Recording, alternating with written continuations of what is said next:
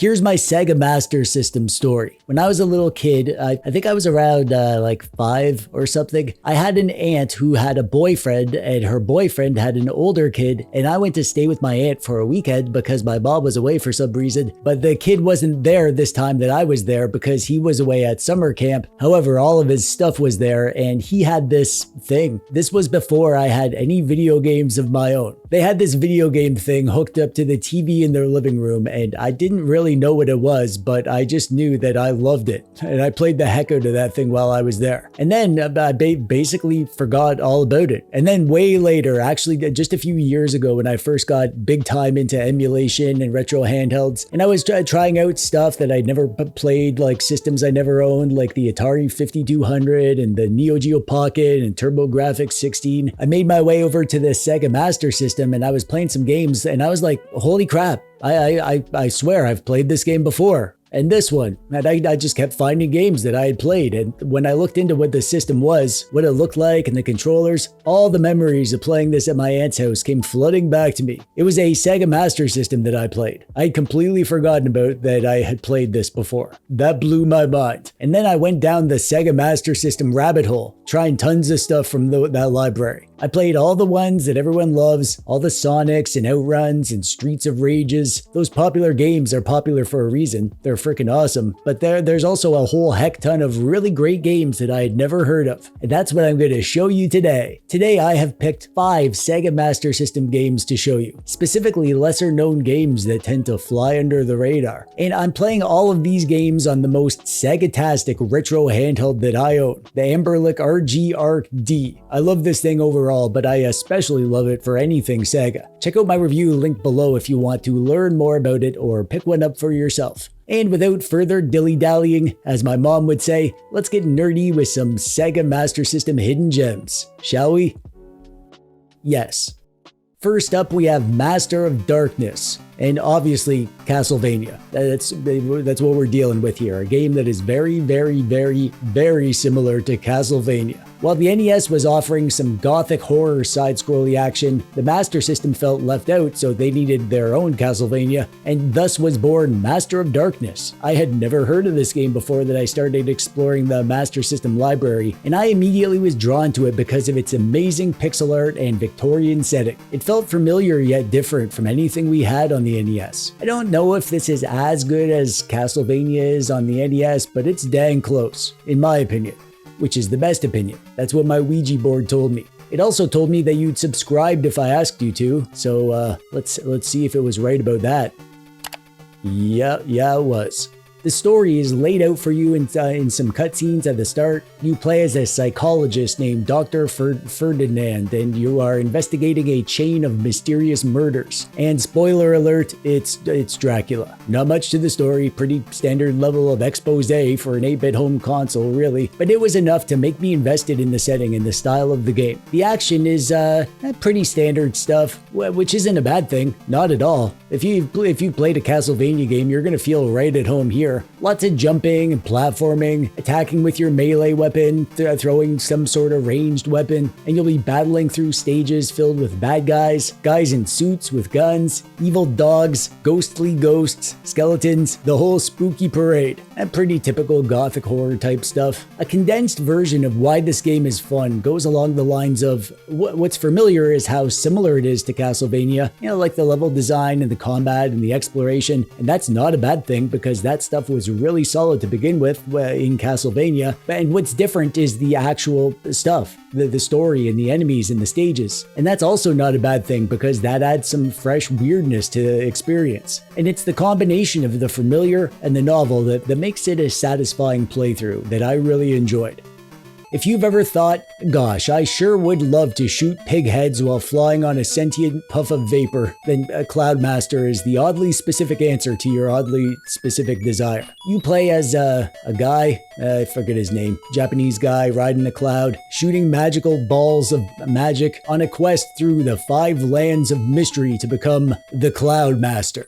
Yeah, you're not the Cloud Master yet. Even though you've mastered a cloud, you haven't mastered all the clouds, I guess. This is an arcade game from way back in 1988. It was released on several home systems, however, the Master System version is the only version that was released in North America. Even still, it's super Japanese, and that honestly is the best part about this game. The art style looks like it's straight out of a Japanese watercolor painting. I mean, just look at this. You don't see many games with such a distinct and unique art style from this period of gaming. This is an 8-bit home console we're looking at here. That's what caught my eye with this one at first. I was drawn in by the pixely art, as I so often am, but I stayed for the tight shoot-them-up gameplay. This is a side-scrolling shoot-them-up, but instead of a spaceship, you're riding a cloud.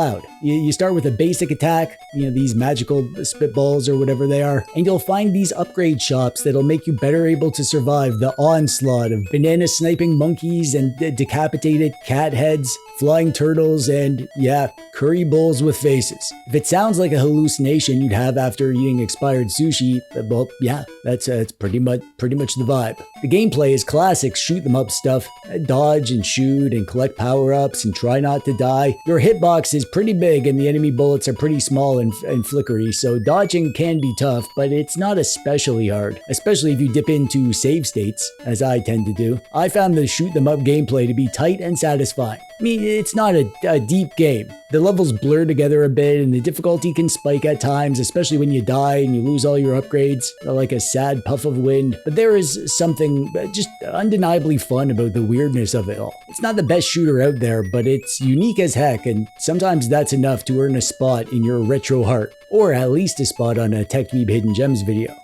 Not many people know this about me, but I love a good light gun game. That said, I don't really have a lot of nostalgia for actual light guns. I just like shooting stuff. Pew pew, take that, haha, that kind of thing. Obviously, I'm a pro. When I play these games via emulation, I usually can't be bothered to bust out the old Sinden light gun and set that up. Instead, I'll just use a mouse if I'm playing on PC. That's super easy to set up in RetroArch. You just gotta enable the mouse cursor in the core options and boom, you're armed. You can play light gun games on handhelds, but then you're aiming with the D-pad, which is about as effective as you would expect. Most of these games are twitchy, so D-pad aiming is not gonna work well. But on PC with a mouse, it's a perfect fit. While I do enjoy flashy 3D shooters on PS1 or Dreamcast or whatever, I think the little dweeb within me, who grew up playing endless rainy days worth of Duck Hunt, that dweeb just appreciates simple graphics and cheesy art and music in shooting games. This game starts with you in a high-speed car chase. The car in front of you is full of gangsters,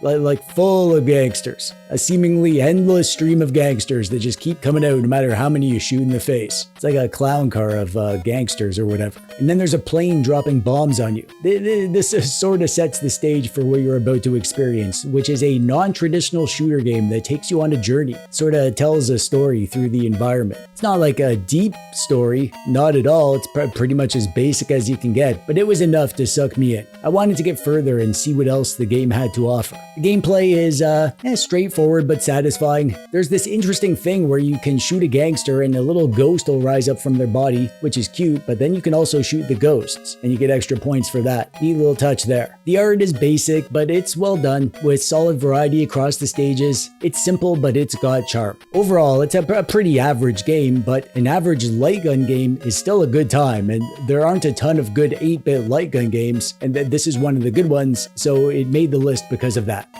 This one was put on my radar by a comment on one of my Hidden Gems videos. I always love when I learn about new games from the comments on my videos, so thanks for that, Terran Shabby 6244. If you like your retro games dark and difficult and dripping with gloomy vibes, then Kenseiden might just be your new best friend, or your worst enemy, or both. I love it, but I also hate it because I suck. But overall, it's one of the coolest hidden gems on the Sega Master System. It's a side-scrolling samurai action game with a heavy atmosphere and some classic old-school style platforming and bad guy slicing. You play as Hayato, a lone samurai on a mission to recover 5 ancient scrolls and defeat 7 warlocks who have unleashed a demon horde across a cursed version of feudal Japan, just like what happened in real life. It's part action platformer and part supernatural horror movie, and the whole thing just oozes this eerie intensity that makes it stand out from the usual bright and bouncy 8-bit fare. The combat is methodical. If you treat it like a super fast action game, you're gonna die. This is one of those games games that benefits from being careful and deliberate. Every hit counts, and as you defeat bosses, you unlock new sword techniques that make you feel increasingly more powerful. Yeah, you start basic, but before long you're running around while swinging your sword in a huge arc and chopping demons with slick upward slashes, and just generally being a menace to undead society, just like real life. Visually, this one is super stylish, especially considering that this is on the Master System. The burning temples and crumbling castles and gloomy caves all look great with that chunky pixel art detail that's weirdly perfect for haunted Japan. The bosses are huge and spooky and memorable. Really great enemy designs overall, definitely not your standard fare. There are some downsides though. It's tough, I totally suck, and it doesn't have a save system, just cryptic diaries that act as continues, and if you die, you lose all your fancy scroll powers. It's tough but fair, but I mean, if you're not up for the challenge, save states can make this one a lot less punishing. Not that I would ever resort to using save states. Kenseiden really stuck with me though. It feels like a true hidden gem, a great game with a unique retro style that flew under the radar, a dusty relic that was a genuine delight to discover. If you're into samurai stuff or creepy settings and games that make you earn your victory, then definitely give this one a try. Just try not to jump into any rivers of death, just like real life. Montezuma's Revenge, featuring Panama Joe, is one of those games that feels like a time capsule from a forgotten world. Not just a world of simple and very outdated pixely graphics, but also the setting. A world of crumbling temples and deadly traps and one very determined little guy with more bravery than brains, at least when I'm at the controller. You play as Panama Joe, a treasure hunter, as he dives deeper and deeper into the tomb of doom in search of riches and glory and many untimely deaths. This game is sorta like a precursor to a game like Spelunky. It's a screen-by-screen puzzle platformer. No scrolling, just a room-by-room gauntlet of spikes and skulls and conveyor belts and the occasional giant spider thingy. Each room is its own little death trap, and you'll need pixel-perfect timing and a solid understanding of the sacred art of not dying to make it far. It's the kind of game you just play the same areas over and over.